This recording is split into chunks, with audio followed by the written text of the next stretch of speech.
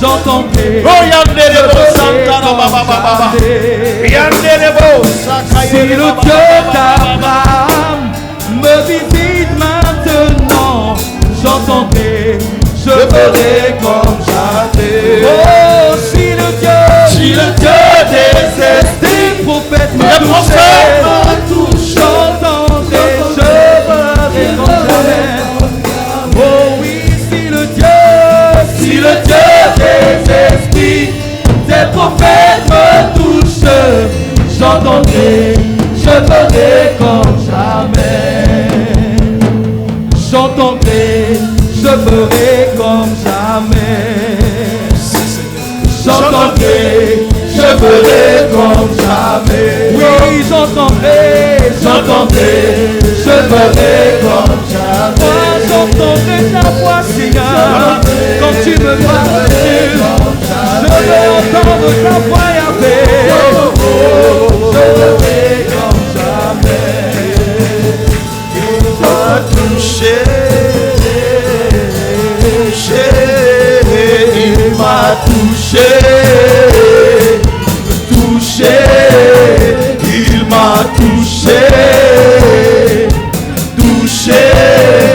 il m'a touché, il m'a touché, il m'a touché,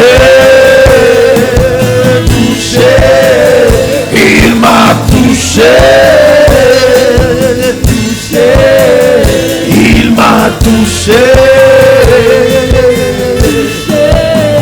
il m'a touché, il m'a touché, Merci Jésus. je suis touché.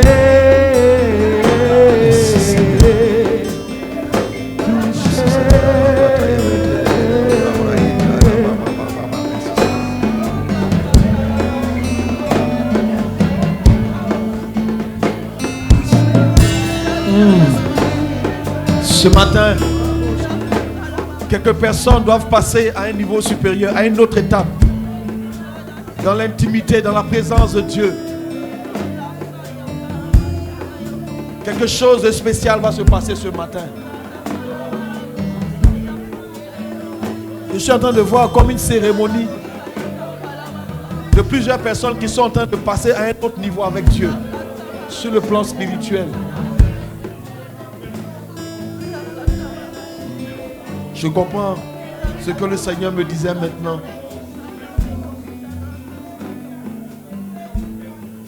Merci Seigneur. Prends le contrôle et conduis-nous dans ta présence, Esprit de Dieu. Mieux que quiconque, tu connais ton peuple. Je m'en remets à toi uniquement, Dieu des esprits, de toute chair. Nous voici devant toi, Père de toutes les lumières célestes. Nous nous inclinons devant toi, le Père des miséricordes et le Dieu de toute consolation. Prends le contrôle ce matin. Nous voulons entendre, nous voulons écouter pour obéir et faire ce qui est agréable à tes yeux. Wow, quelle présence! Est-ce que je pourrais prêcher? Je suis disposé, assoiffé, que ton onction descende sur moi et je suis disposé, assoiffé, que ton onction descende sur moi, je suis disposé, assoiffé, que ton onction descende sur moi. Je suis disposé, assoiffé, que ton onction descende sur moi. Dans l'assemblée des saints, assoiffé, je me tiens, que ton onction descende sur moi. Alléluia. Ah, Si on passe par cette porte-là, ça fait chaud ici. Hein? Excusez-moi. Il y a plusieurs personnes ce matin qui sont déjà préparées. Homme de Dieu, tu as travaillé, tu as bâti la vie de certaines personnes qui ce matin doivent passer à un autre niveau dans leur marche avec le Seigneur. Et je pense que c'est la raison pour laquelle Dieu permet que je puisse intervenir là. C'est comme une cérémonie que je vois dans mon esprit. Je vais essayer d'expliquer et puis après on va prier si Dieu le permet. Est-ce que quelqu'un aime la présence de Dieu? Est-ce qu'on peut acclamer la présence du Seigneur ce matin?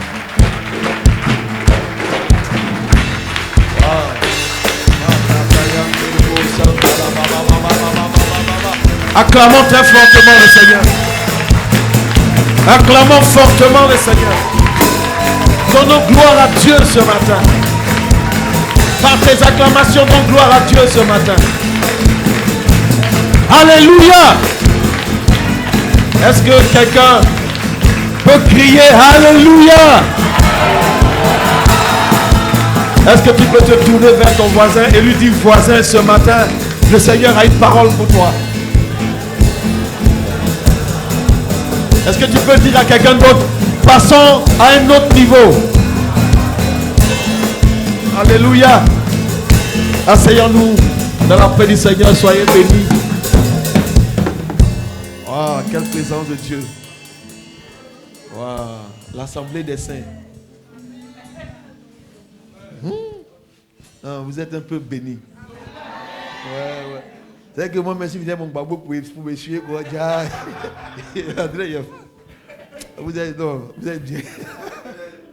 Vous avez un bon serviteur de Dieu qui est soutenu par une femme merveilleuse. On acclame très fort le Seigneur pour le couple pastoral.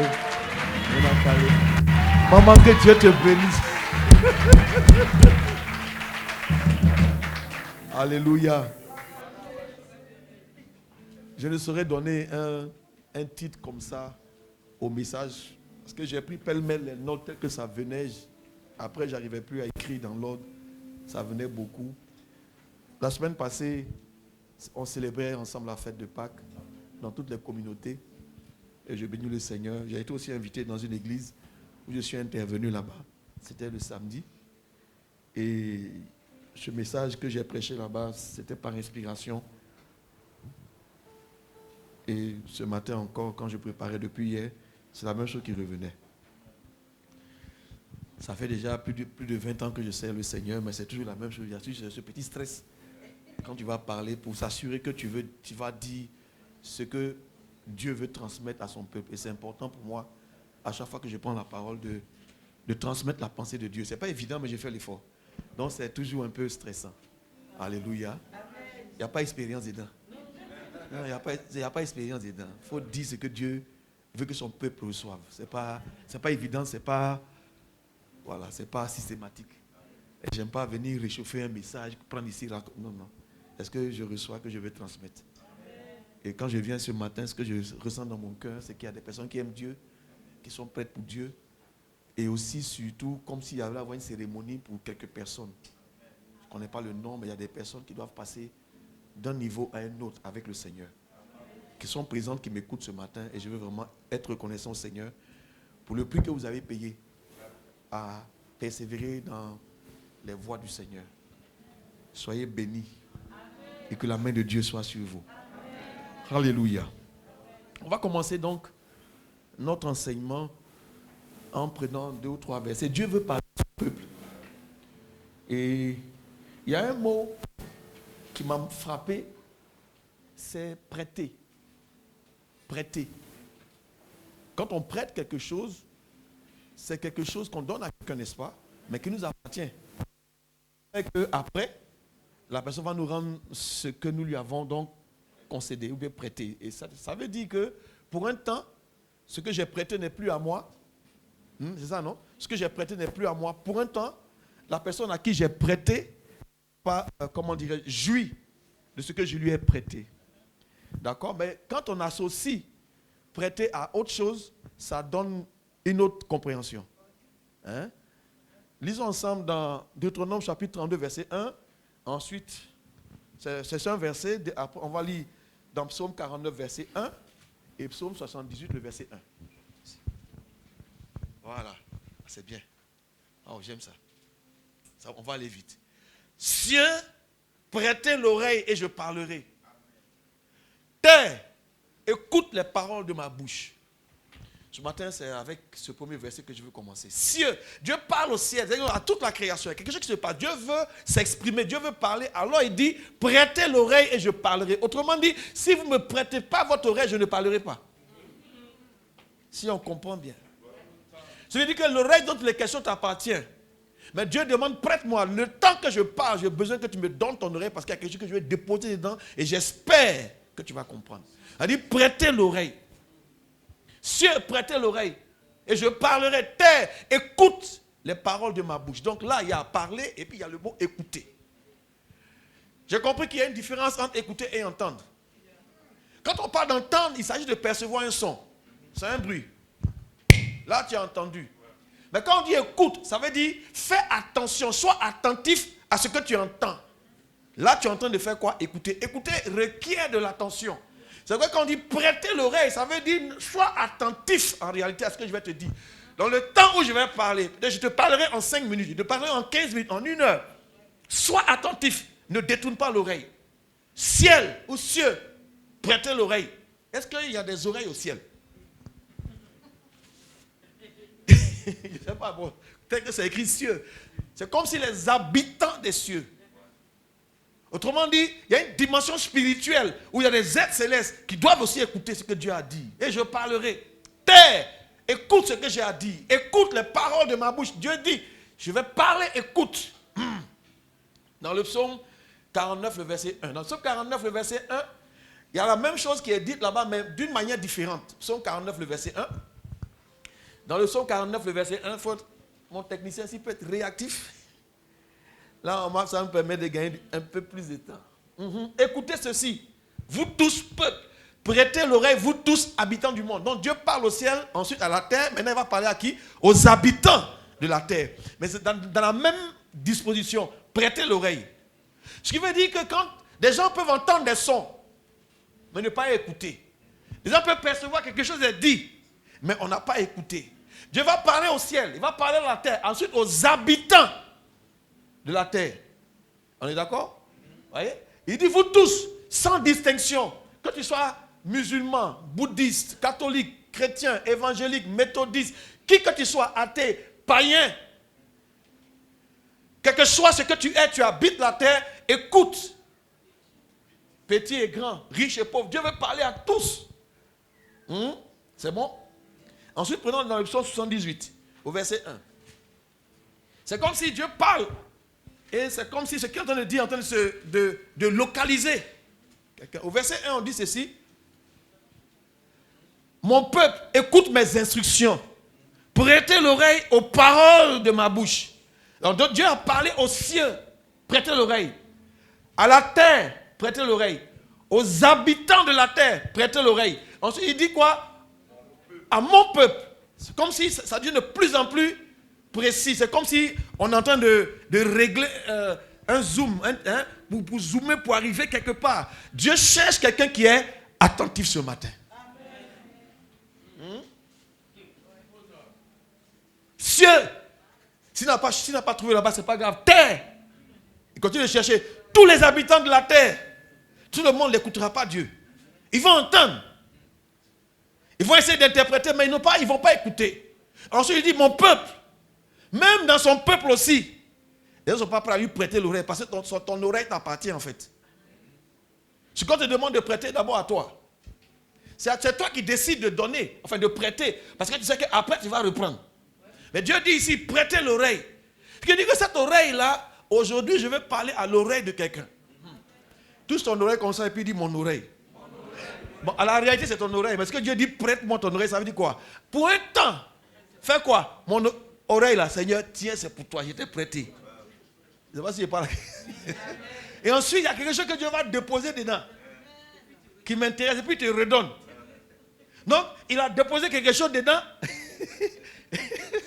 et et puis il te redonne. Non, il y a une différence entre entendre et puis écouter. Dieu n'a pas besoin, souvent les gens, la prophétie vient, mais on entend. Mais écouter est différent. Parce que ça requiert de l'attention, de la sagesse et de l'intelligence. N'est pas enfant de Dieu n'importe qui. Peuple, ceux qui prêtent l'oreille, ceux qui sont prêts à écouter les paroles de ma bouche. Je peux continuer? Amen. Alléluia. Ça peut aller? Amen. Alors ce matin, qui est prêt à prêter son oreille? Je veux parler à quelqu'un qui est prêt à prêter son oreille. Ça veut dire que je veux que tu comprennes ce matin pourquoi on dit que Dieu, il y a une parole qui dit c'est toi qui as créé l'oreille. Donc tu entends quand on parle.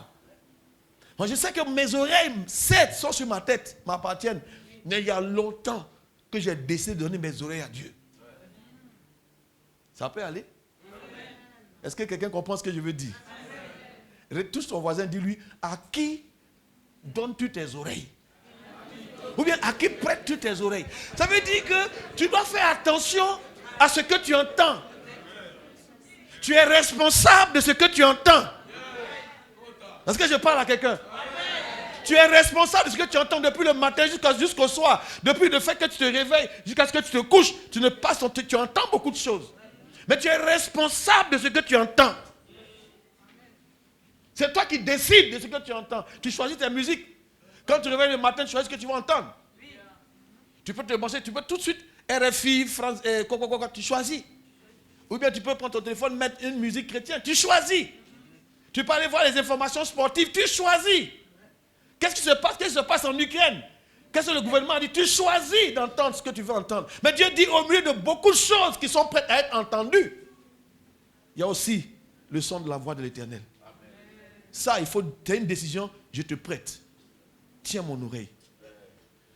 Est-ce que quelqu'un peut comprendre ça? Seigneur, tiens mon oreille.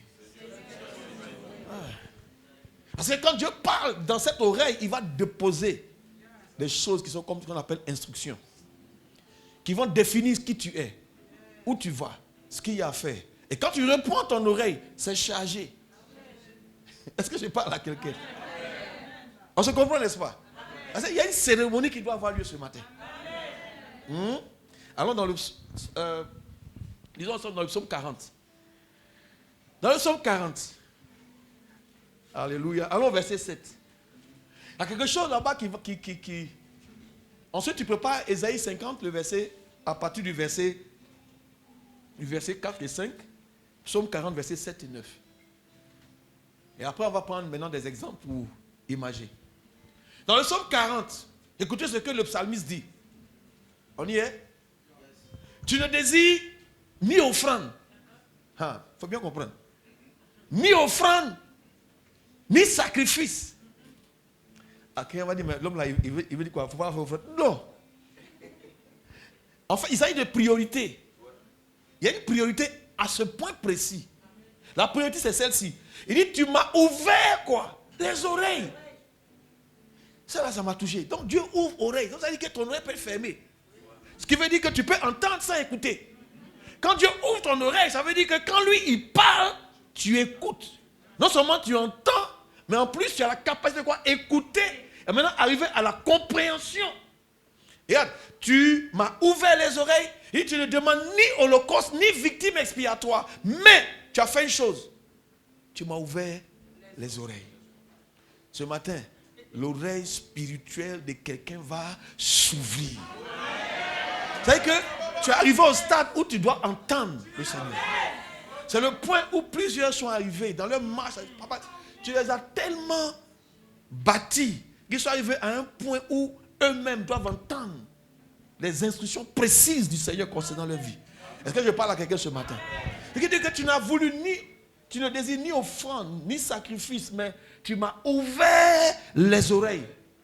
Ce n'est pas une seule, c'est les deux qui l'ouvrent en même temps. Et tu ne demandes ni holocauste ni victime expiatoire. Verset suivant. Alors, quand ça se passe comme ça, quand Dieu ouvre ton oreille, la réponse est quoi? Me voici. Je viens. Et tu ne viens pas seul, il dit je viens avec quelque chose. Je viens avec quoi? Il dit, je viens avec le rouleau du livre, écrit pour moi.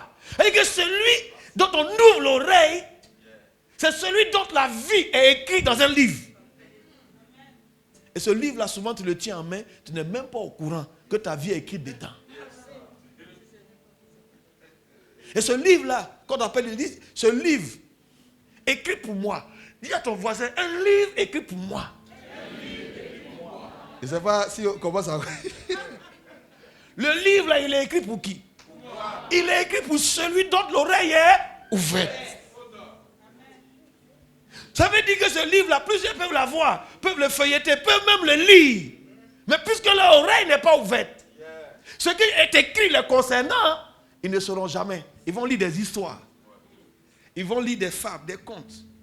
Ils vont avoir accès à une certaine compréhension, une certaine connaissance. Mais tu ne sauras pas quelque chose de merveilleux.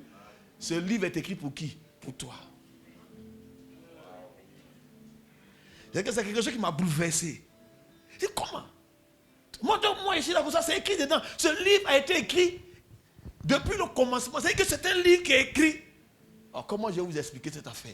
Par différents auteurs qui ont vécu à différentes époques, qui ne se connaissent même pas.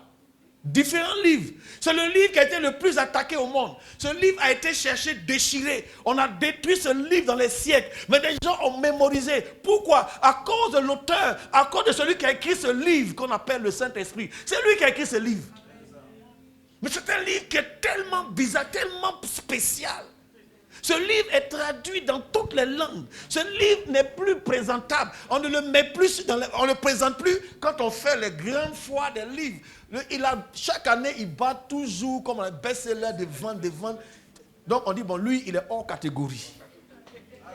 C'est le livre le plus traduit dans toutes les langues. C'est le livre qui est le plus accessible. C'est un livre qui est sponsorisé par certaines personnes pour son impression. C'est le premier livre à avoir été imprimé. Le livre qui a été le plus combattu, mais le livre qui est indestructible. C'est le livre dans lequel tous les habitants de la terre, ceux qui sont nés, ceux qui naîtront, ceux qui vont venir, leur vie est écrite depuis Alpha jusqu'à Oméga dans ce livre. Ce livre est spécial. Plusieurs livres ensemble. Mais qui parle de la vie de quelqu'un. Il y a un homme dont il est écrit de lui. Depuis le premier livre Genèse jusqu'au dernier Apocalypse, on parle de lui. Mais en même temps qu'on parle de lui, on parle aussi de toi. Toi dont il veut ouvrir les oreilles. Ce qui veut dire que si tu veux connaître ta vie, tu n'as plus besoin d'aller chez le marabout pour dire Jacques Corrie pour me dire ce qui va m'arriver. Tu n'as plus besoin d'aller voir un voyant pour dire oui, prophète. Toi tu es le voyant. Parle sur ma vie, papa. Déclare des choses, prophète. Est-ce que tu peux parler à quelqu'un ce matin? Il y a une dimension de marche avec le Seigneur où je n'ai plus besoin d'un voyant, je n'ai plus besoin d'un prophète, je n'ai plus besoin que quelqu'un me parle. Mais pourquoi? Parce que j'ai compris que toute ma vie se trouve dans ce livre-là. Ce livre-là, je le tiens. Ce livre-là, le voici. Ce livre s'appelle la parole de Dieu. Au commencement était la parole, et la parole était avec Dieu, et la parole était Dieu. Alléluia! Mais j'ai compris une chose que tu dois comprendre ce matin. Je viens avec quoi? Le rouleau du livre. Puisque à l'époque où il dit, il n'y avait pas de livres sous cette forme-là. Les livres étaient faits sous la forme de rouleau. Donc il parlait de livres aujourd'hui. Un livre écrit pour moi. Je veux que quelqu'un prophétise ce matin. Dans ce livre se trouve écrit ma vie. Ma vie est dans ce livre. Ma vie est dans ce livre. Ma vie est dans ce livre. C'est pourquoi il a dit à un jeune homme, fortifie-toi et prends courage. Fortifie-toi et prends courage. Moïse est mort. Moïse est mort. Mais toi, j'ai affaire avec toi. Je parle à quelqu'un ce matin de manière prophétique. Dieu veut faire quelque chose avec toi. Dieu veut faire quelque chose avec toi. Il dit fortifie-toi et prends courage. Ensuite il lui dit que ce livre ne s'éloigne point. Où ça? De ta bouche. Même pas de ton oreille. Écoute-moi bien. Je n'ai pas parlé. Parce qu'un livre, c'est avec l'oreille. Mais pourquoi là, il dit avec ta bouche? Josué 1, verset 8.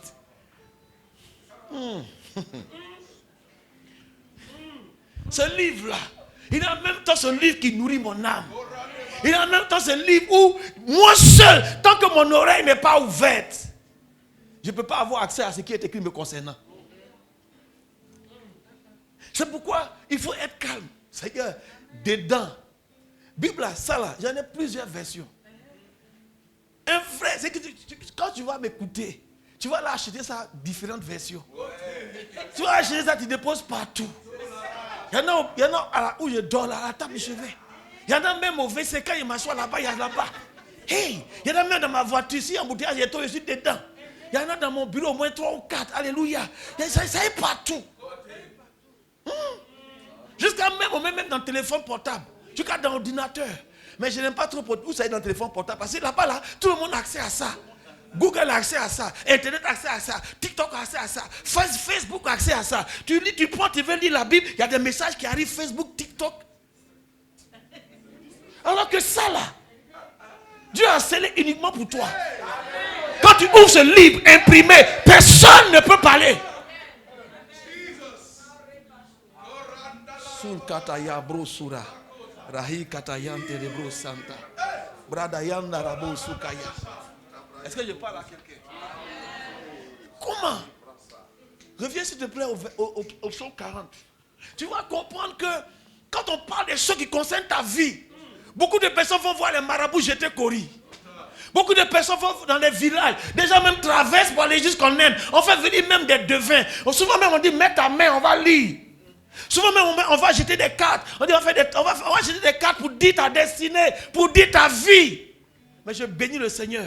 Parce que quand j'ai lu ça, viens, il dit voici je viens. Mais quand le problème c'est que quand tu veux venir dans la présence de ce Dieu-là, toi tu viens les mains vides. Chaque fois que tu veux prier, tu vas les mains vides. Tu te procèdes les mains vides. Mais je comprends ce matin et je parle à quelqu'un. Quand je veux entrer dans sa présence, il dit voici, je ne viens pas les mains vides. Tu n'as voulu ni holocauste, tu n'as voulu ni offrande, mais tu as fait une chose. Tu m'as fait quoi? Tu m'as ouvert les oreilles. Tu m'as ouvert les oreilles. Alors, mes oreilles étant ouvertes, j'ai dit une chose. Voici, je viens. Mais je ne viens pas les mains vides. Je viens avec le rouleau. Je viens avec le livre là. Pourquoi? Et ce livre là, c'est écrit de moi dedans. Donc, Dieu, je viens. Voici le livre, mais voici Adonai. Je suis dans ta présence. Je peux l'adorer parce que quoi? Il y a quelque chose, ma vie est là.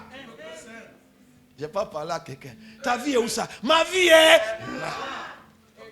Et chaque page que je tourne comme ça, ma vie est là. Ça est quelque part. Si quelqu'un prend le livre et puis il lit depuis Apocalypse jusqu'à Genèse, il ne comprendra rien.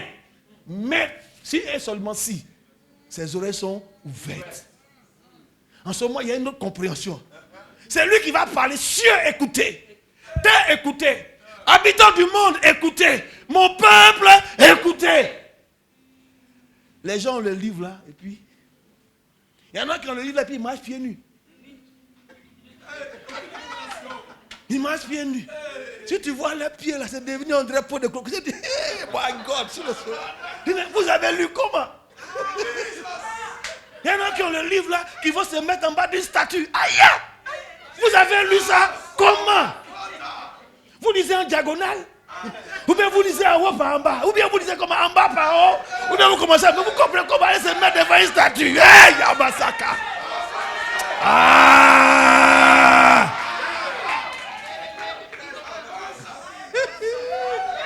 Mais tu as quelque chose qui est tellement puissant qui est entre tes mains, tu dors dessus.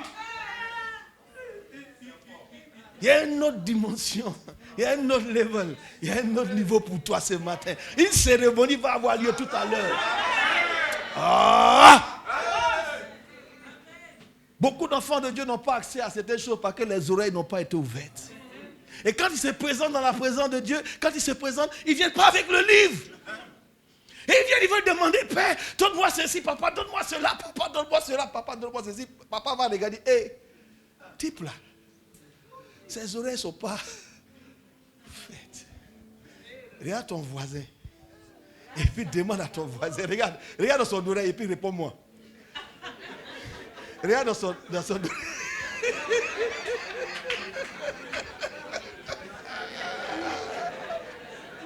Et puis réponds-moi.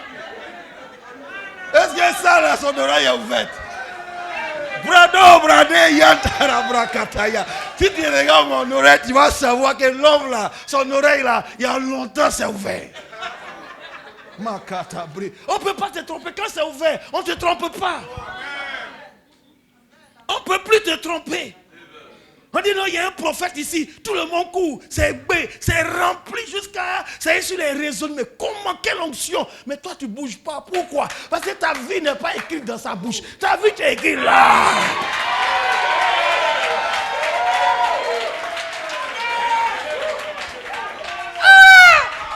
C'est quelle nouvelle catégorie de chrétiens ça? Ils ne sont même pas au courant de qui ils sont. Il faut qu'on aille te dire qui tu es. Il faut que tu ailles voir quelqu'un, il va te dire qui tu es. Quel est ton numéro de téléphone? Quel caleçon tu as porté? Il y a quoi dans ton sac? Toi-même, tu n'es pas au courant de ça. Il faut que quelqu'un te dise ça. Ce que tu as porté demain, ce que tu as mangé hier, tu n'es pas au courant. Qui est ta grand-mère, tu ne sais pas. Il faut quelqu'un pour te dire ça. Et quand quelqu'un est en train de dire ça à quelqu'un, les autres sont contents. Et puis ils attendent leur tour. Oh le voyant. Oh le voyant. Oh le prophète. Attends mon tour. Tu les vois, ils sont en train d'attendre comme ça. Pendant qu'ils attendent leur tour, par des programmes, moi je suis là. Personne n'est là. Je suis avec le livre. Donc il a écrit de moi. Je suis là-bas lui. On est au COI. Il a dit on est collé. Il a, tu as dit ma vie est dedans, il faut me montrer, sinon ça ne peut pas aller. Oreille, tu as ouvert là, tu as déposé dedans. Alors ce matin, qui est prêt? Qui est prêt? Oreille là, toi tu veux la carte te prêter. Moi-même là, je ne te prête même pas. Oreille là, prends cadeau.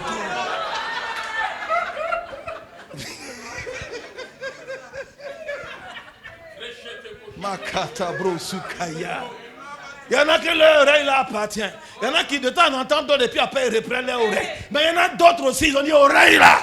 Il faut prendre. Pourquoi il y a des prêter ce qui t'appartient? Prends. Est-ce que ça va? Ça peut aller? Maintenant quand vous regardez ça, à la suite il dit quoi? Va au verset suivant. Quand tu viens là, où ta vie est écrite, quand tu comprends que ton oreille est ouverte pour écouter ces choses, il dit, je viens pour faire quoi? Je veux faire ta volonté. Pourquoi? Parce que ta loi est au fond de mon cœur. Comment cette loi est quittée? De où c'est écrit pour arriver au fond de mon cœur? Pourquoi? Parce que cette loi-là est aussi ma nourriture. Que ce livre de la loi ne s'éloigne point de ta bouche. Médite-la. Tu sais, quand tu médites, c'est la partie où, quand tu lis, quand tu es en train de lire, c'est la partie où tu es en train de brouter l'herbe comme une brebis. Mais quand tu médites, c'est la partie où tu es en train de ruminer. Ce que tu as brouté, tu ramènes. Et quand la brebis est en train de ruminer, elle n'est jamais en train de brouter. Elle n'est pas en train de marcher. Elle reste dans un coin calmement. Parce que dans son estomac, ce qu'elle appelle la panse, il y a différentes poches. Tout ce qu'elle a brouté, tout ce qu'elle a entendu de la parole de Dieu, on prend en stock. Et puis après, on va quelque part, nous seuls, au calme. On ramène ces choses. C'est quand tu es en train de ruminer, c'est maintenant que la brebis se nourrit. Oh, nous sommes le troupeau de Dieu. Nous sommes les brebis aimées. Ça veut dire que quand tu nous demandes de méditer, ça veut dire qu'il y a des choses que tu lis et tu restes calme. Tu vois dans ton coin, tu as pris tes notes, qui a un cahier et puis une Bible. Ça, voici ce que l'oreille est ouverte. Mais quand ils n'ont pas cahier, ça rentre ici, ça sort là-bas. Quand ils n'ont pas de cahier en main pour écrire, ils sont en train de dire, ils n'ont qu'à faire vite en partir à la maison. C'est eux là, ils n'ont pas de cahier. Mais quand ils ont un cahier, le gars il a écrit. Je parle à qui j'ai dit quelque chose. Il dit ce matin, ce n'est pas tout le monde. Je suis venu pour faire une cérémonie, pas pour tout le monde.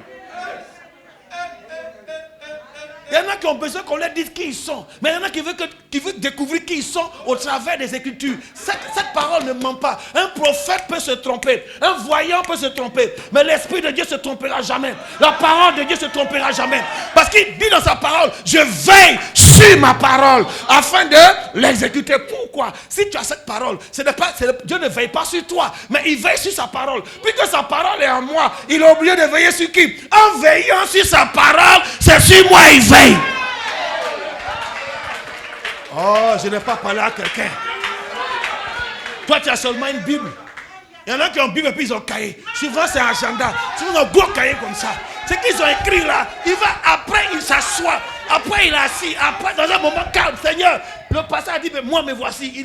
On est au coït, toi et moi. Dis-moi, tranquillement, calmement, dansons en rang. Avec l'offrande. Mon tout viendra, le voyant va parler. Le voyant va parler. Mais il y en a d'autres. On n'a pas besoin. La Bible dit autrefois. Hébreux chapitre 1, verset 1 à 3. Autrefois, Dieu, après avoir parlé par les prophètes, autrefois. Mais aujourd'hui, il nous parle par le Fils, qui n'est rien d'autre que la parole de Dieu. Frère, il y a dimension et puis dimension. On a besoin d'eux. Souvent quand c'est coincé, il faut une parole prophétique, ça débloque. Mais ce n'est pas tous les jours que c'est coincé. Hein? De temps en temps, quand ça bloque, homme frère, viens, fais ton travail. De temps en temps, le lavabo est bouché, on appelle le plombier. Quand il a débouché, là, on fait quoi? On le paye, il s'en va. Et puis on continue, on fonctionne. Quand ça se bloque encore, mais on fait attention à nettoyer nous-mêmes de temps en temps. Mais tous les jours, ton lavabo est bloqué. Le plombier est là. Tu laves tes mains, plombier. Tu te brosses les dents, plombier. Tu veux laver ton visage, plombier. Prophète, il est dans ta vie comme ça. Le voyant, il est dans ta vie comme ça. Comme c'est dans le courant de ta vie. Prophète, dans ta vie comme ça. Hey, Makataya. Hey, Mabro Sukaya. Est-ce que ça va? Est-ce que ça va? Esaïe, Seigneur, je veux faire ta volonté. Ce dont les oreilles sont ouvertes. Parce que les oreilles servent à recevoir des instructions. Et ensuite, le cœur te pousse à faire quoi? À obéir. C'est pourquoi la suite, il dit, je veux faire ta volonté. Mon oreille est là. Tu l'as ouverte. Voici, je viens. Moi, je ne viens pas seul avec le livre pour faire une chose. Ta volonté. Ça me suffit. Ça me suffit. Ça peut aller? Je connais quelqu'un d'autre aussi qui s'est accaparé cette parole. Il a pris cette parole et il a déclaré dans le livre d'Hébreux. On parle de lui. Au chapitre 10. Affiche-moi le verset 5. Seigneur, aide-moi à ne pas me disperser. Hébreux chapitre 10. On parle de lui.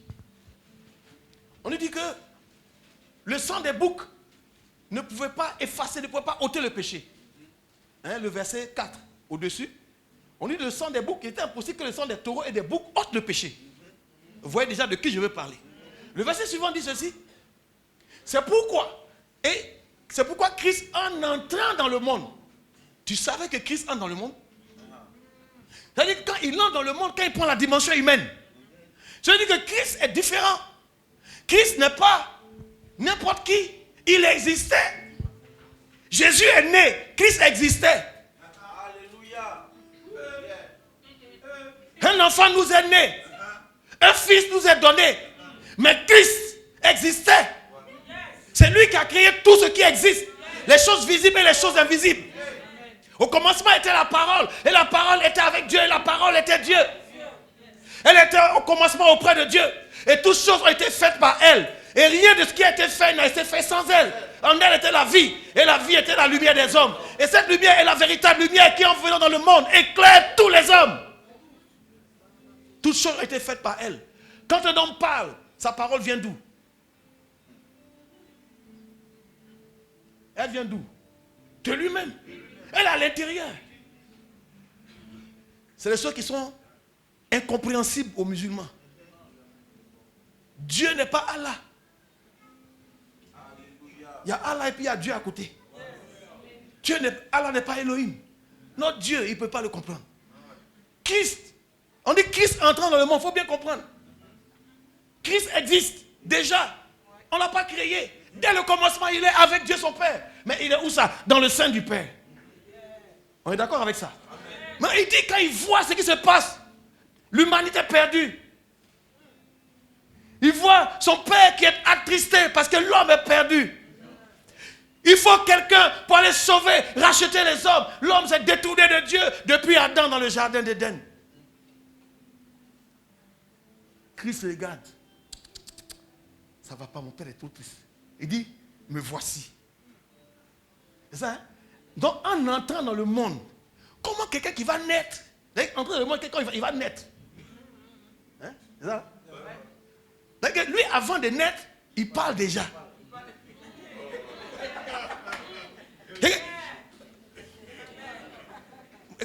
Vous avez vu ce petit truc bizarre, hein? Avant d'entrer dans le monde où on fait une guerre, on attend la sage-femme va te chicoter d'abord. Mais pourquoi tu me frappes? Il t'a fait quoi? Ah, il est vivant, c'est bon. Donc avant d'entrer, il dit, il y a un discours, il existe pleinement Christ. C'est pas si quelqu'un comprend ça. Et puis il dit, en entendant, il va dire, il parle maintenant à son père. Tu n'as voulu quoi? Ni offrande. Maintenant, écoutez, c'est le même passage qu'il va prendre où Dieu veut parler à l'humanité. Ciel, terre, les gens n'écoutent pas. Habitants de la terre, les gens n'écoutent pas. Mon peuple, les gens n'écoutent pas. Il dit bon, il a compris parole là. Comme il n'écoute pas, il dit tu n'as voulu ni offrande, ni sacrifice. Qu'est-ce que tu as fait? Tu as fait quoi? Tu m'as formé un corps. Je vais descendre là-bas moi-même. Non, le corps qui est formé là, c'est ça qui est Jésus. On dit à cette femme, tu lui donneras le nom de... Ce qui veut dire que Jésus a existé à un moment T, qu'on appelle l'an 0, dans le calendrier humain. Et c'est là, il est né. Est-ce qu'on comprend ça? C'est à partir de lui qu'on fixe l'histoire. Et que lui, il est né, on peut dire, il est né à tel jour, et puis il est mort tel jour. Jésus. Mais ce n'est pas n'importe qui. C'est Christ qui quitte depuis là-bas. Il dit, Père, c'est bon. Mais quand nous, on nous dit, tu m'as ouvert l'oreille. Mais lui, il ne dit pas, tu m'as ouvert l'oreille. Pourquoi? Parce que quand l'oreille est ouverte pour nous, c'est pour écouter la parole que Dieu va dire. Mais lui, on dit, oh my God, pourquoi il ne dit pas mon oreille? Pourquoi? Parce qu'il est la parole. Je n'ai pas parlé à quelqu'un. Il est la parole qui sort de Dieu. Encore une fois, alors qu'il m'a formé un corps. Jean, chapitre 1, la suite. À tous ceux qui l'ont reçu, à tous ceux qui ont cru en son nom, il leur a donné le pouvoir, le droit légal de faire quoi? De devenir enfants de Dieu, lesquels sont nés ni de la volonté du sang, ni de la volonté de la chair, ni de la volonté de l'homme, mais ils sont nés de Dieu. Verset suivant. Et la parole a été faite chair. Tu m'as formé un corps.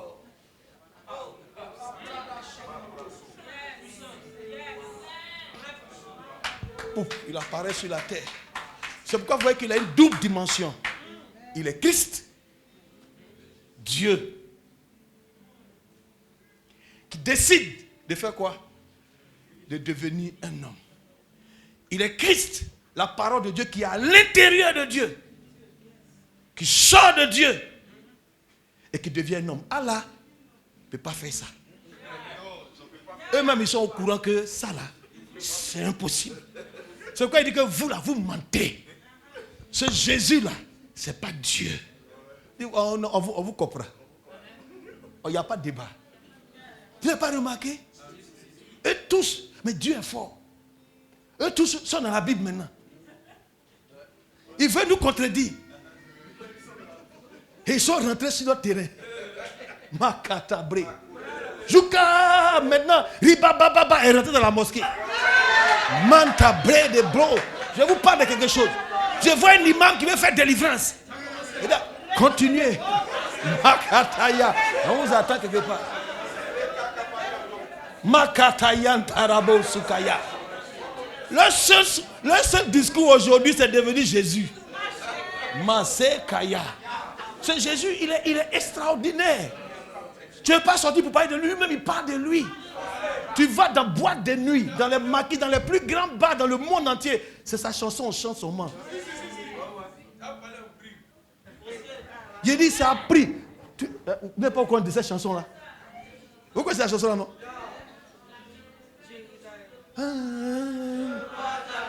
Dans boîte de nuit, les plus grands DJ.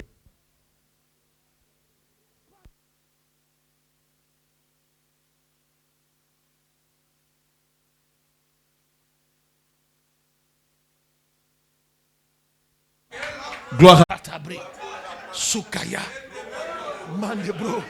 Son moins cher est là. Il y a son 1500. Toi, tu cotises pour aller payer. Tu payes téléphone 95 000, 100 000, 200 000, 300 000. Mais il y a des Bibles. Aïe, aïe, aïe, aïe, aïe, aïe, aïe. Makatabré. Tu peux payer 10, 15, 20 et puis donner. Tu peux même déposer. Simplement, celui à qui c'est destiné va passer, il va prendre. Est-ce qu'il y a parlé à quelqu'un ce matin? Tu m'as formé un corps. Et la suite dit quoi? Le verset suivant. Le verset suivant. Tu n'as agréé. C'est que quand à ce stade-là, c'est qu'à ce niveau, ce n'est pas une affaire d'offrande. À ce niveau, ce n'est pas une affaire de sacrifice, ce n'est pas une affaire numéraire. Ni sacrifice, ni holocauste pour le péché. Et puis il dit quoi? Ensuite il dit, alors j'ai dit, c'est la même chose. Voici je viens. Avec le rouleau du livre dont il est question de moi, dont lui-même Jésus. Lui-même il dit que lui-même, le livre là, on a écrit pour lui. Et pour toi aussi, quand j'ouvre ton oreille, tu vas voir. Je t'assure que tu peux découvrir des versets quand tu lis. Et je sais que ça arrive à ceux dont l'oreille est. Quand tu lis, tu as le sentiment que c'est que ça là, tu sais que c'est pour toi. Il n'y a pas quelqu'un d'autre. Ça là, c'est pour toi. Je ne sais pas s'il parle à quelqu'un. Et le truc est bizarre. On dirait que tu as lu ça plusieurs fois, mais on dirait que c'est aujourd'hui là. La dernière fois j'avais lu ça, mais je n'avais pas compris comme ça. Mais aujourd'hui là, depuis que j'ai demandé à Dieu, mais il y a des soucis que j'avais, il y a des problèmes, je ne savais pas. On dit non, va voir le voyant. Je dis, je peux aller voir le voyant, je peux aller voir le prophète, mais je peux faire aussi autre chose. Je peux venir aussi auprès du livre. Ça là, ça ne mange jamais. Tu vas voir le prophète. Il a fait parler avec sa femme. La veille là. Tu vas voir le voyant. Oh, le voyant, en arrivant là, peut-être qu'on a bloqué sa voiture. Au feu là-bas, il a eu un froufrou avec la police. On lui a arrêté son véhicule. Puis il est arrivé. Tout énervé. Et puis toi, tu es le premier qui doit consulter. Tu es intact. Personne t'a lésé. Le gars, il a un problème. Il doit voyer. Sa femme a mis la pression. Les enfants ont mis la pression. Combien d'hommes de Dieu ont donné des prophéties, ont mis en place des programmes. Et puis aujourd'hui, ils s'engraissent de ces offrandes-là. Les enfants étudient en Europe. Ils ont acheté des châteaux partout. Ils sont bien gras, bien gros, bien habillés. Toi, tu continues de souffrir. Il faut bien réfléchir. Non, Dieu veut nous laisser toujours dans cette dépendance-là. Non. C'est pourquoi il veut ouvrir tes oreilles. Pour que tu viennes dans sa présence avec le livre dans lequel il a écrit quoi? De toi. Et il va te dire ces choses-là pour que tu fasses quoi? Tu fasses toi, lui, sa volonté.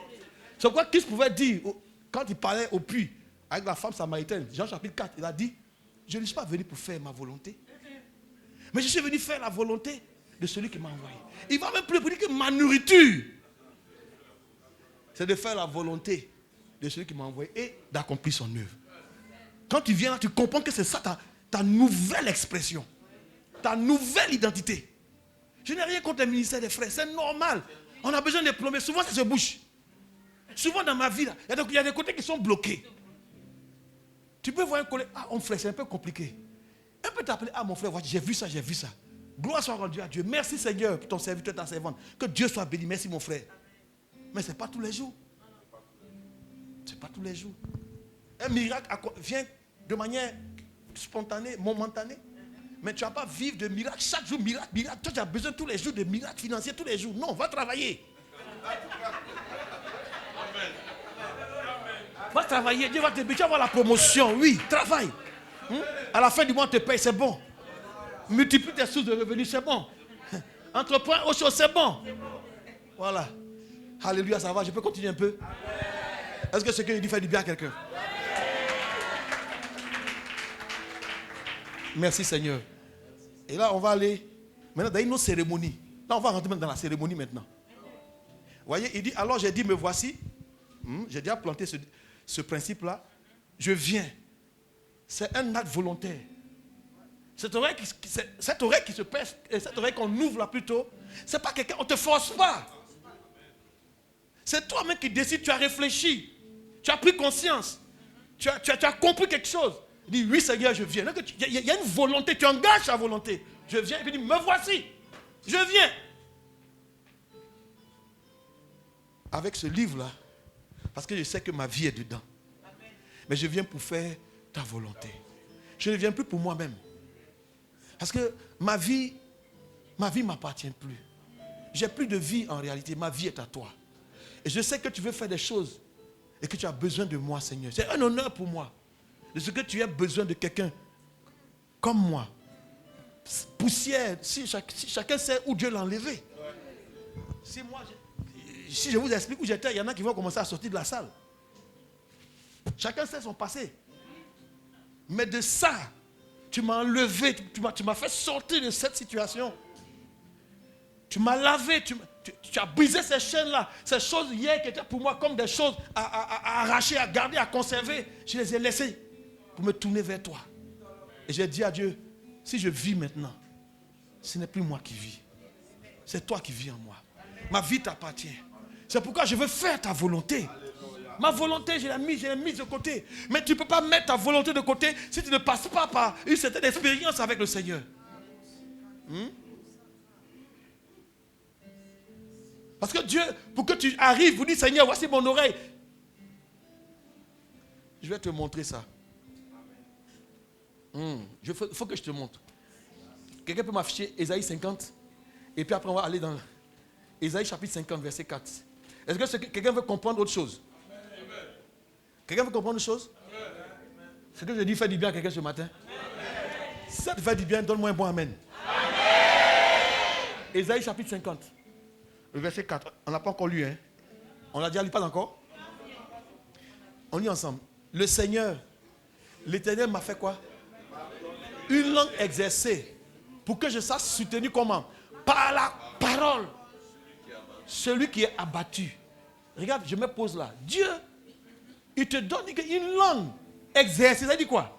C'est que ta langue a fait des exercices en réalité. Oh, la Bible nous dit que c'est de l'abondance du cœur que la bouche passe. Ce qui veut dire qu'il y a des choses que tu entends de Dieu qui vont bouillonner dans ton cœur, que tu as médité pour que ta langue soit capable de remonter.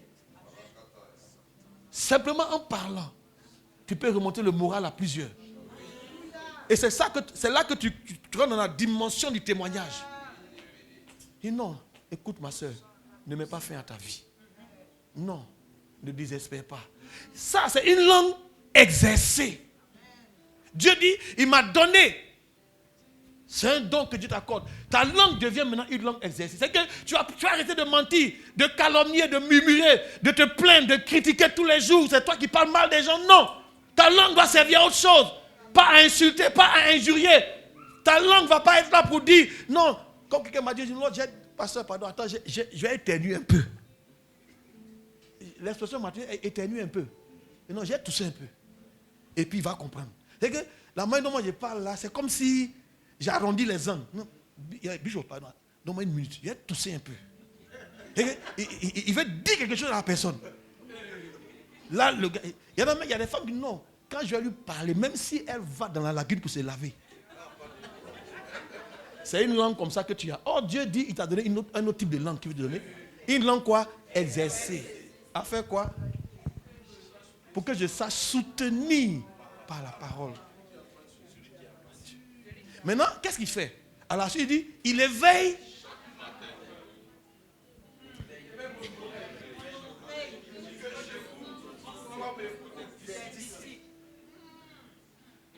Oh, nous, chaque matin, on se réveille. Ah, le Seigneur m'a réveillé le matin. C'est pour prier, non? On est content.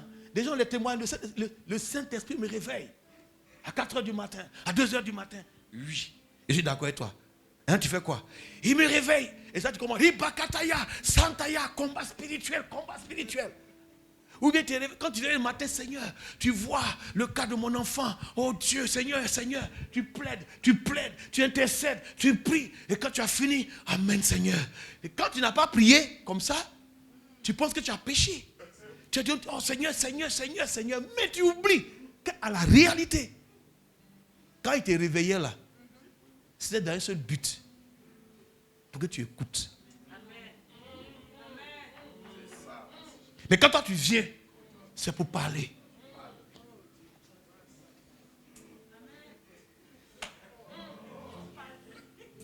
Il veut mettre dans ton oreille, prêter l'oreille. Oh, il veut parler pour que tu écoutes. Comme tranquillement. Parle-moi, Seigneur. Je connais un enfant. Dans la Bible, on vient à peine de le sévrer.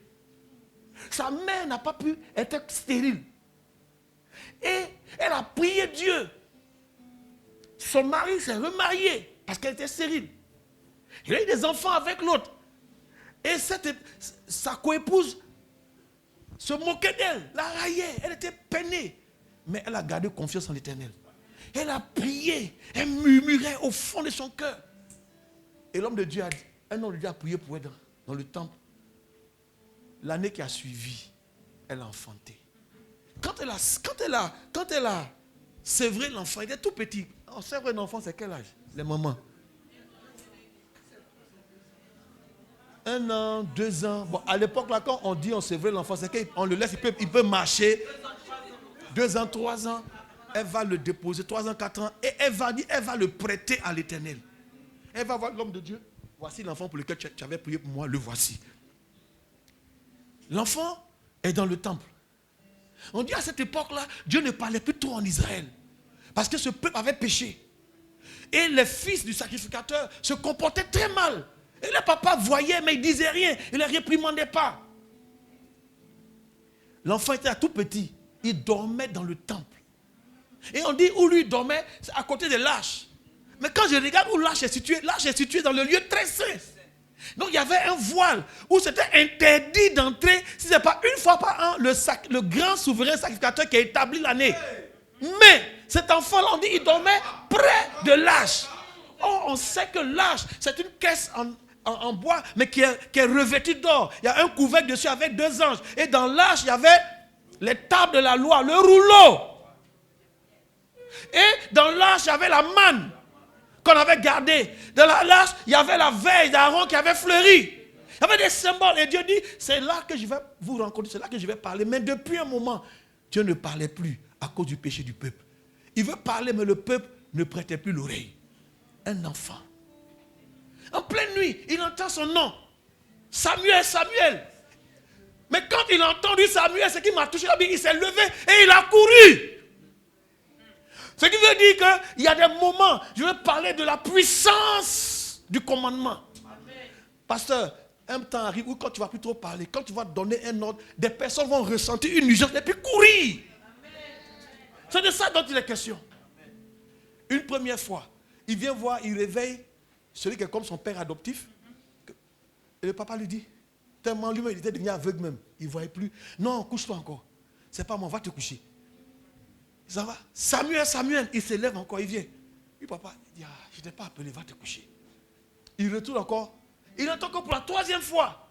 Quand il vient, le sacrificateur, il comprend que il s'appelle Élie. C'est ça, hein? Il comprend et puis il dit, la prochaine fois que tu entends ton nom, il faut répondre, parle Éternel, ton serviteur écoute. Il est allé, et pour la 4e fois, il entend Samuel, Samuel. Et puis il s'est levé comme ça, il ne voit pas quelqu'un, et puis il dit, parle. Comme il se voit, c'est qui? Il dit, parle. Ton serviteur écoute. Un enfant de 4 ans. Il n'y a pas ici, je parle à des adultes. Et je suis en train de dire que nous sommes tous qualifiés pour avoir cette écoute-là. Ce n'est pas réservé seulement à un prophète ou à une catégorie. C'est réservé à des personnes qui comprennent. Et on dit Dieu maintenant lui apparaît. Dans une vision, Dieu lui parle. quand Dieu fit de lui parler, on dit il a eu peur de dire à son papa là, la vision. Il parle, et puis après ça devient vision. L'histoire là. Non, tout on va dire, cette histoire est grave. Parle, mais après, cette vision là. Le truc est fort, hein? Non, cette affaire là, c'est différent. Je dis, je suis en train de parler de ce Dieu là, on dit devant lui. 1000 ans sont combien? Un jour. C'est ça, non? 1000 ans. Comme un jour. Et un jour sont comme 1000 ans. Donc il y a 24 heures dans un jour. Donc 1000 ans, c'est comme 24 heures. Je dis, donc lui là, c'est quand même chose. Donc c'est-à-dire pour lui, une heure, ça fait combien d'années? Vous ne voyez pas le calcul. Donc une seconde, il peut te dire quelque chose, tu peux, une image, quelque chose en une seconde. Mais dans une seconde là, ça peut devenir peut-être quelque chose qui peut te parler pendant des heures et des heures et des heures et des heures. Mais ça se passe en une seconde. Ça peut être juste une impression comme ça. Et puis, poum, et puis, souvent tu peux être là et puis le temps s'arrête. Et tu as le sentiment que, mais j'ai commencé à prier, il était 22 heures là. Et puis tu entends les oiseaux maintenant. Mais qu'est-ce qui s'est passé? Tu vois, quand tu touches la chose là, le truc s'arrête. C'est de lui on parle. Amen. On parle quelque part encore. Le verset suivant, s'il te plaît, j'aime bien cette disposition. Avec la télé comme ça, vraiment l'homme de Dieu est fort. L'Éternel, qu'est-ce que l'Éternel a fait? Il m'a ouvert l'oreille. Et je n'ai point résisté. Parce qu'il dit, me voici, je viens. Il a ouvert mon oreille, je ne me suis point. Ça veut dire que quand je reçois l'instruction, j'obéis. Parce que c'est une chose de vouloir entendre, mais quand tu entends, maintenant il faut faire quoi? Obéir. C'est pourquoi même lui, Jésus, la Bible dit de lui qu'il a appris l'obéissance. Hébreux chapitre 5, versets 7 et 8 nous dit que bien qu'il fût fils, il a appris l'obéissance par les choses qu'il a souffraites. Donc, il y a le commandement, il y a entendre. Ensuite, écouter. Et puis après quoi maintenant? Obéir. Donc la puissance du commandement, quand ça vient, si j'appelle Nathanaël, où es-tu? Nathanaël, où il vient? Va faire tes choses. Donc, Nathanaël était quelque part, tranquille. Il lisait son livre. Il regardait, il était dans son ordinateur, mais il regardait la télé. Il faisait quelque chose. Mais quand il a entendu le son de son nom, cette voix, il reconnaît cette voix. Il sait qui l'a appelé, c'est son père. Il sait qui l'a appelé. Et quand il reçoit le commandement, va faire ça. Nathanaël bouge. Il y a quelque chose qui bouge en lui. Il se lève et puis, ce qu'il faisait là, il laisse, il s'en va et puis il vient. Je ne sais pas si vous comprenez ça. On appelle ça l'obéissance. La Bible dit qu'il a appris ça. L'obéissance, on ne prie pas pour l'avoir. L'obéissance s'acquiert par expérimentation. Tu ne pries pas la nuit. Seigneur, rends-moi obéissant. Et tu te réveilles le matin. Alléluia. Gloire à Jésus. Je suis devenu obéissant. Oh Dieu, tu es merveilleux. Non. L'obéissance, ça a un prix. On dit il a appris l'obéissance comment? Par les choses qu'il a souffert. Il y a souffrance dedans. Dans l'obéissance, il y a ce que tu n'as pas envie de faire. Il y a ce que tu aimes faire, que tu as besoin de faire. Et puis un coup comme ça, on te dit laisse ça, va faire autre chose. Donc tu passes de toi, ta volonté, ton plaisir, tes désirs, au plaisir à la volonté de quelqu'un d'autre. Ça c'est difficile. On se comprend? Ça s'apprend. C'est pas la peine de venir faire cérémonie. Mon oreille n'a qu'à être ouverte. J'entends la voix de Dieu. J'écoute le Seigneur. Et puis après, tu n'es pas capable d'obéir. Tu t'es condamné. C'est pourquoi Dieu n'ouvre pas les oreilles de tout le monde. Oui. Sinon, il t'a condamné. Maintenant, tu entends les voix. La voix dit, mon fils. Tu dis, oui, Père, parle-moi. Je vais faire avec toi de grandes choses. Il y a ça, il y a ça. Tu pleures. Toi, c'est tes larmes, il te parle, et puis tes larmes coulent comme ça. Prends note, écris, tu écris. Mais ce qu'il t'a dit là, et puis tu ne peux pas faire. Il y a des parties qui sont difficiles. Arrête de faire ça. Je peux te voir faire ça. Abandonne ça. Ne va plus dans tel endroit. Sépare-toi de cette personne. Fais ci, fais ça. Là, tu vas comprendre ce qu'on appelle la souffrance. Je vous parle de quelque chose. Amen. Quand j'organisais des programmes, il y a une certaine époque, il y avait une certaine audience. Quand Dieu me dit arrête ça, va dans tel endroit, il ne peut pas. Ah, Seigneur, mais j'ai tout bâti ici. Ma femme, mes enfants. Voici la maison. Voici les voitures garage. Voici le ministère. Voici l'église. C'est rempli, c'est beau. On fait un programme à l'hôtel communal. Waouh, c'est versé. Chaque week-end, on m'invite ici, on m'invite là-bas. Je vais prêcher. Je refuse même les invitations. Donc je prêche vendredi, samedi, dimanche à l'église. Seigneur, non. Ici est bon. C'est bon, Seigneur. Et non, laisse ça. Je t'envoie au Bénin. Je vais faire quoi là-bas? Je vais aller recommencer. C'est pas facile d'obéir. Arrivé là-bas, Dieu a fait grâce. J'ai vu encore des choses extraordinaires. Ça a pris 1 an, 2 ans. Puis encore on dit, mon ami, retourne à Abidjan. Il a tout laissé encore. Et ça, c'est pas Dieu qui parle quand je vous parle là. Quand Dieu parle, quand tu prête-moi l'oreille là, il commence d'abord par la voix d'un homme qu'on appelle un père. Je vais arriver là-bas. Seigneur, aide-moi. C'est le papa là qui va dire, va faire ça. Tu ne peux pas obéir à Dieu si tu n'es pas capable d'obéir à un homme que tu vois.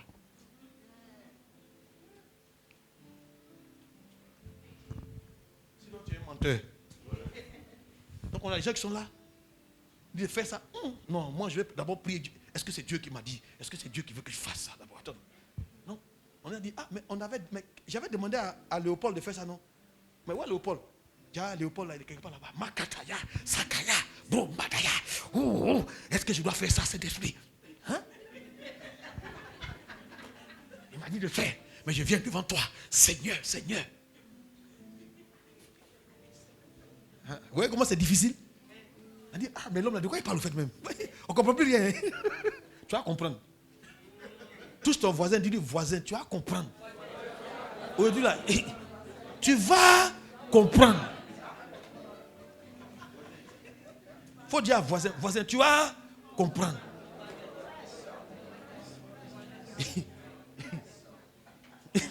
Voisin, moi-même il te dit la vérité, tu vas comprendre. Là, non, je vais dire, voisin, où es-tu qui ne comprends pas là? Je te dis, tu vas comprendre. Affiche-moi, on va aller maintenant dans Lévitique, dans Deutéronome 15, pardon, Deutéronome et puis Exode. C'est le même thème, le même principe que je vais maintenant évoquer. Pourquoi je donne les références? Parce que je sais que vous prenez note, après vous pouvez vérifier. Sinon je peux aller directement. Là, on parle d'un serviteur qui est un esclave. Celui qui écoute, dont on ouvre l'oreille, est d'abord un esclave. Ça commence quand tu as compris que Seigneur, je veux être ton serviteur comme ton esclave. Et le Seigneur dit que celui qui veut être le plus grand, qu'il soit quoi?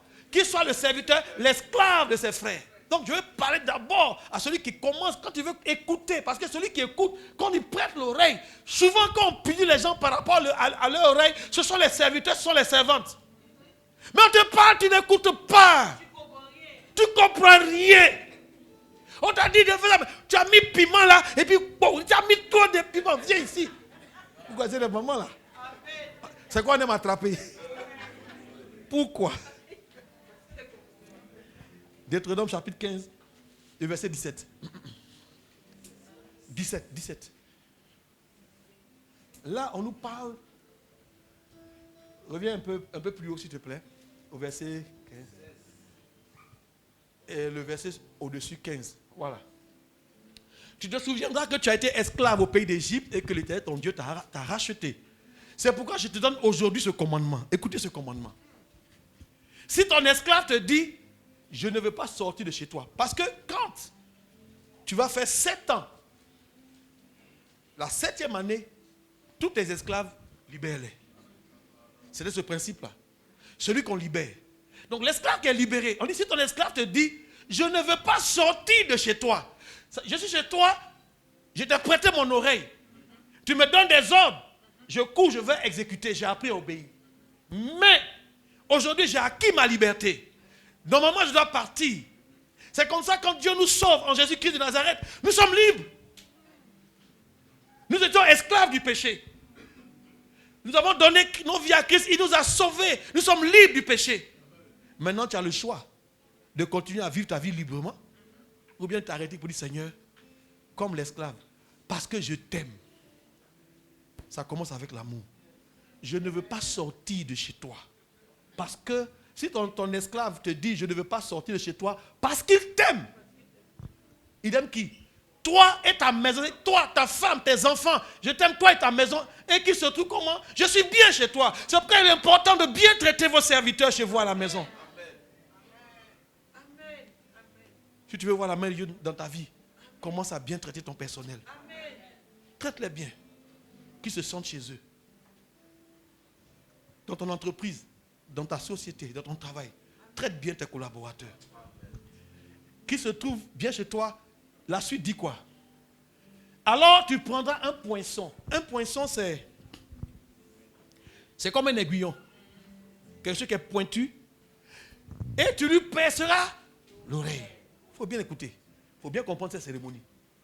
Tu prends alors et contre la porte. My God. Et il sera pour toi, il sera pour toujours ton esclave. Tu feras de même pour ta servante. Vous avez le même principe dans Exode chapitre 21. Je crois le verset 6. Le verset 6, vous avez le même principe. Tu peux afficher Exode 21, le verset 6. Je vais dire quelque chose, puis je vais m'arrêter sur ce point. Si un homme vend sa... verset 6, ok. Alors son maître le conduira devant Dieu. C'est la même cérémonie. Hein? Il le fera approcher de la porte ou du poteau. Et son maître lui percera l'oreille avec un poinçon. Et l'esclave sera pour toujours à son service. Écoutez-moi bien. Ton oreille, c'est qu'il va être... Il dit, tu m'as ouvert l'oreille. Une autre version dit, tu as percé mon oreille. Pour dire, tu as ouvert mon oreille. Une autre version dit, il a creusé mon oreille. Il y a des cérémonies où, on fait c'est des jeunes filles, non? Les mamans et puis leurs filles. On va mettre des boucles d'oreilles et ainsi de suite. Cet esclave, ça c'était la marque des esclaves. La marque des esclaves. Ils appartiennent à un maître. Et cette boucle d'oreille, ce poinçon-là, il mettait une boucle pour reconnaître que j'appartiens à telle maison. Et ce qu'on fait, c'est que cet esclave, je l'ai libéré. Il est libre. Devant toute la ville. Mon esclave est libre. Mon esclave est libre. Tu as été délivré. En acceptant Jésus, tu as été livré du péché. Délivré des malédictions. Et tu es libre. Mais il dit, je fais une cérémonie, je le ramène, je le présente devant Dieu. Parce qu'il a dit qu'il m'aime. Il aime les gens de ma maison. Il aime ma femme, mes hommes. Il m'aime et il veut rester à mon service. Alors, sur sa décision, Dieu, cet homme, on l'amène devant la porte. La porte, à l'époque, dans les maisons, la porte, c'est la porte d'entrée. C'est par là, quand on lui donne une consigne, va. Il s'en va et puis il revient, il passe par cette porte. Donc, il vient sur l'oreille, sur le poteau. L'encadrement ou le poteau, ou la porte elle-même. Et qu'est-ce qu'il fait? On met son oreille et puis le maître de maison va percer. Qu'est-ce qui va se passer si on perce l'oreille de cette manière? Le sang de l'esclave reste sur la porte.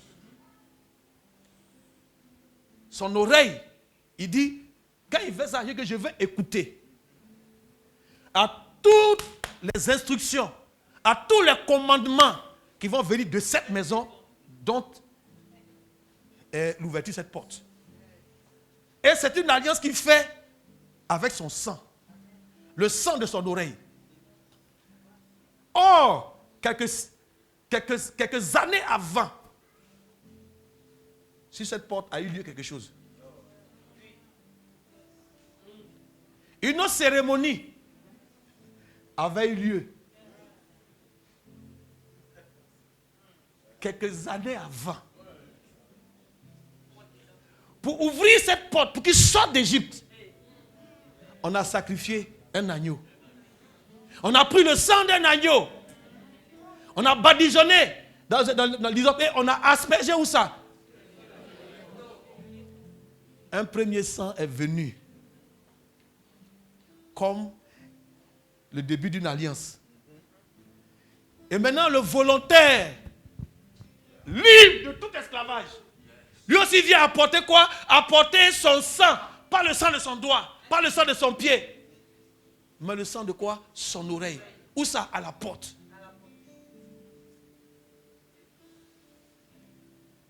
Donc le sang de l'agneau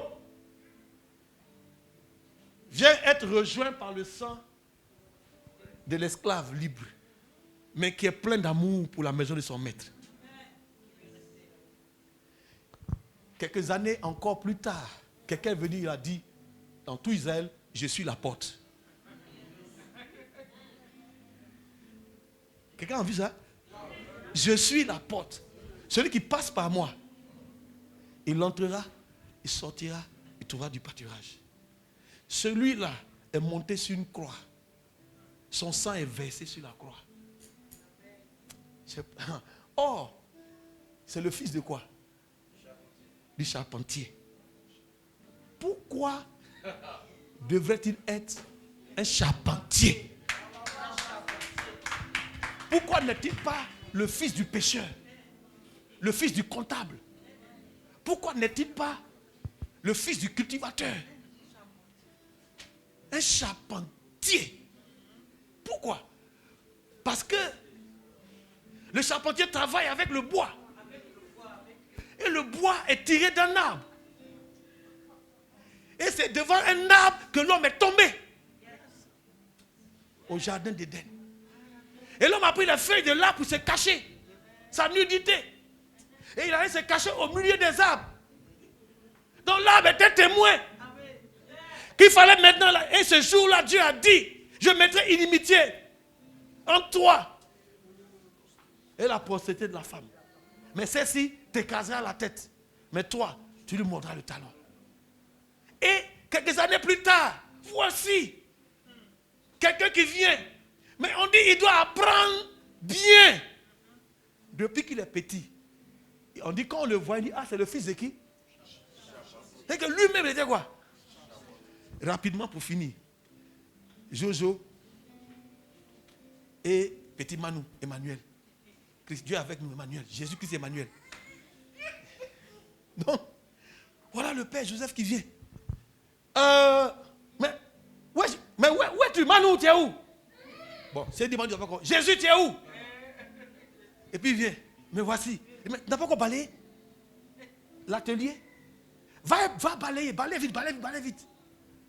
Donc il faisait quoi? Jésus a balayé. Puis il vient. C'est le premier. Ok. Apporte-moi la planche qui est là-bas. Jésus a fait quoi? Soulever planche. Il vient déposer. Il a appris à scier. D'accord? Il a appris à raboter. Il a transpiré comme ça. Vous voyez, petit 14 ans, 13 ans là, non? En train de scier. Papa, comment on fait? On fait comme ça. Oh, puis cocotac. Bon, c'est même bien fait. Fais bien. Transpire. Ouais. 16 ans, 17 ans, 18 ans. Il fabriquait chaises, tables, lits, fauteuils. Il faisait les poutres, charpentes. Donc tu le voyais sur les échelles, en sueur. Qui lui a appris tout ça? Tous les secrets du bois. Voici différents bois. Ce type de bois là, c'est ça. Ils vont en brousse. Voici tel bois. En brousse, Joseph lui montre. Et puis il apprend. Pourquoi? Parce que son œuvre, il doit accomplir une œuvre où ça, sur le bois de la croix. Il fallait quelqu'un pour lui apprendre ça. Il a appris. Il a appris l'obéissance. Dans sa souffrance. Il transpirait. Va livrer. On a fini de construire. Va livrer. Il met dans la charrette. Maintenant, puis il s'en va sous le soleil. Il revient le soir. Tu as bien fait, oui, papa. Puis il rentre. Il a travaillé comme ça jusqu'à l'âge de 30 ans. Pendant tout ce temps-là, il obéissait au commandement de quelqu'un. Qui était compère. Va. Et puis il s'en va, il va. C'est quelqu'un qui lui a montré pourquoi. Parce qu'il fallait connaître les mystères, les secrets du bois. Bois de sapin, bois iroko, bois d'ébène, bois bété.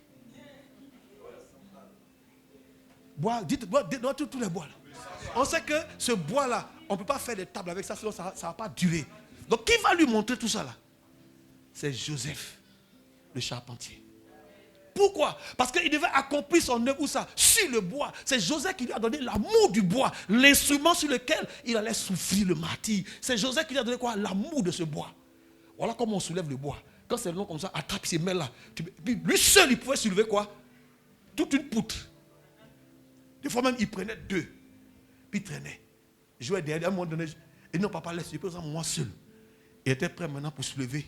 Plus tard, pour gravir une colline. Quelqu'un lui a appris ça. C'est pourquoi ne te presse pas pour commencer le ministère. Il faut d'abord une période où quelqu'un t'apprend. Déjà, quand il avait 12 ans, il voulait commencer. Il a bouleversé Jérusalem à 12 ans. Quand il est rentré, en plein pèlerinage, c'est pas sont venus, et ils sont partis, on l'a laissé. 3 jours, il est là-bas. Il a bouleversé les sages. Il récite les versets dans la Bible. On lui pose question, il répond. Il pose question, les gens sont bloqués. Tout le monde vient. Il y a un enfant là, un petit. Il veut commencer le ministère. Mais je vais vous poser une question. S'il commençait maintenant là, où était Jean? Jean avec quel âge? Ceux qui devaient venir l'aider dans le ministère. Où était Lévi? Lévi peut-être était en formation à Rome, je ne sais pas. Jean même, il avait peut-être 4 ans bien, je ne sais pas quel âge. Où était Pierre le vigoureux? Là, il était où? Si Jésus était mort, là, il était allé sur la croix, son sang n'allait même pas pouvoir racheter qui que ce soit. Parce qu'il n'était pas encore arrivé à maturité. C'est pourquoi ne te presse pas de commencer le ministère. Ce temps-là fait quoi? Apprends auprès de qui? D'un homme, d'une personne qui va te dire va. Qui va te dire viens. Jésus a rencontré un homme un jour, il marchait ses disciples dans Matthieu 8. Un centenier, un chef militaire. Il était chef de garnison, un commandant de garnison, 100 soldats sous ses ordres. Et ce monsieur dit, il voit Jésus, il arrête. Seigneur, viens, mon serviteur est malade, je t'en supplie. Arrête-toi, viens chez moi. Qu'est-ce que Jésus lui a dit? Jésus l'a regardé pour lui dire, waouh, ok, je viendrai. Et il dit, non Seigneur, tu n'as pas besoin, je ne suis même pas digne que tu rentres sous mon toit. Qu'est-ce qu'il dit? Il dit, mais, dis seulement un mot. Dis seulement une parole, un seul mot. Et mon serviteur sera guéri. Mais qui connaît la suite? À la suite, il dit que moi, qui suis quoi? Qui suis soumis à des supérieurs. J'ai aussi des serviteurs sous mes ordres. Quand je dis à un va, il va. Quand je dis à l'autre viens, il vient. Quand je dis à un fais cela, il le fait. Pourquoi? Parce que moi-même, je suis aussi soumis. J'ai commencé comme un simple soldat. Je connais l'obéissance. Mon oreille est ouverte. J'entends les ordres et j'exécute les ordres. Donc j'ai appris à entendre, à écouter et à exécuter. J'ai appris. C'est pourquoi j'ai la capacité aussi de parler. La puissance dans le commandement vient du fait que toi-même, tu as été soumis auprès de quelqu'un à écouter. Tu ne verras pas la gloire de Dieu dans ton ministère si tu n'as pas appris à bénir, à te mettre au pied de quelqu'un. Ça, c'est une clé. C'est pourquoi il dit, il n'ouvre pas ton oreille comme ça. Si l'ouvre ton oreille, tout d'abord, avant de me dire que tu vas écouter ce qui concerne ta vie, tu dois d'abord montrer à Dieu que tu es capable d'obéir à un homme. C'est toujours quelqu'un qui te dit va, et puis tu vas. C'est quelqu'un qui te dit va, et puis tu entres dans ta destinée. Il y a un jeune homme, son père lui a dit bon, va garder les bœufs, va garder le troupeau. Il voulait se fâcher, le plus petit de sa famille. Il est allé tranquillement. Il s'appelle David. Même quand Dieu révèle à son serviteur plus tard, va dans cette maison, j'ai choisi quelqu'un. Quand il s'en va, on appelle les enfants, il montre ses fils. Mais il a oublié même celui-là. Je ne sais pas si vous vous souvenez. Et puis le prophète dit, il y a quelqu'un qui manque. Tous ceux qui sont passés là, ce n'est pas eux, mais il y a quelqu'un qui manque. Il dit, ah oui, c'est vrai, c'est vrai. Allez chercher votre petit frère. J'annonce à quelqu'un ce matin. Quand tu comprends ce que je veux dire, tu entres dans la pensée de la parole de Dieu, on viendra te chercher de là où tu te trouves. Il y a un niveau où tu ne fais plus parlable. Les choses arrivent d'elles-mêmes. Écoute-moi bien. On vient le chercher, on l'amène. Dès que l'homme de Dieu le voit net, il dit c'est lui. Est-ce qu'il lui parle? On va oindre l'enfant. Mais plus tard, son père lui dit, ah, il y a la guerre. Les Philistins ont attaqué Israël. Tes frères sont sur le champ de bataille. Va! Quelqu'un a lu ça? Va leur donner quoi? Si son père ne lui avait pas dit va, et qu'il était allé lui-même, quand ses frères allaient lui dire, toi là, tu fais quoi ici? Regarde, retourne là-bas, il allait partir. Parce qu'il allait obéir à un commandement. Mais là, quand il venait, il avait un commandement supérieur. Il y avait une autorité parce que, il faut comprendre, quand celui qui te dit va, les hommes, quand ils te disent va, ils ne t'accompagnent pas.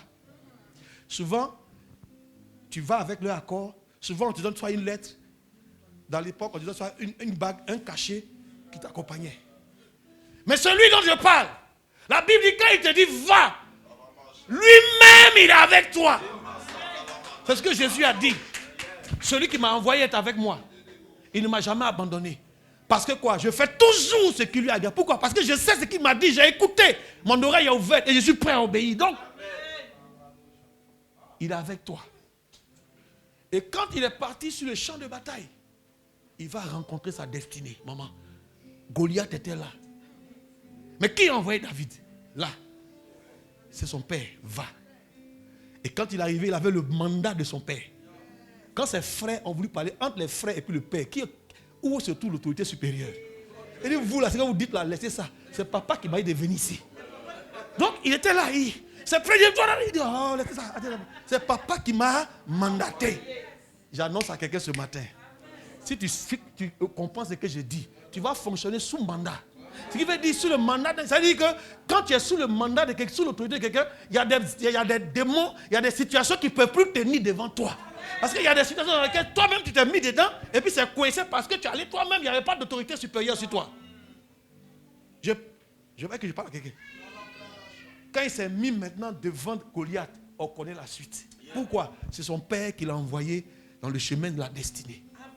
Je prends encore un autre exemple. Un jeune homme aussi qui était là, le dernier, son père l'aimait tellement qu'il a fait un habit spécial pour lui. Ce petit avait beaucoup de rêves. Un jour, son père lui dit, il y a longtemps que je n'ai pas vu tes frères. Ils sont allés quelque part là-bas. Va vers eux, tu as vu me donner des nouvelles. Il a obéi à qui? À la voix d'un père. Il est parti, tranquillement. Quand il a croisé ses frères, jaloux qu'ils étaient de lui, on voulait le tuer, ils l'ont mis dans un puits. Des marchands passaient par là, on l'a vendu. Il est parti. Mais il avait obéi à quoi? C'est la voix de son père qui l'a mis sur le chemin de la royauté. C'est la même chose, Christ dans les cieux. Il a obéi à la voix de son père. Me voici. Son père a dit, ok, vas-y. C'est pourquoi une fois qu'il est sur la terre, rien ne peut lui résister. Pourquoi? Il a le mandat de son père. Et ce que je dis pas de moi-même. Mais je dis ce que j'ai entendu. Ce que je fais, je ne fais pas de moi-même. Mais celui qui m'a envoyé, c'est lui qui a accompli les œuvres.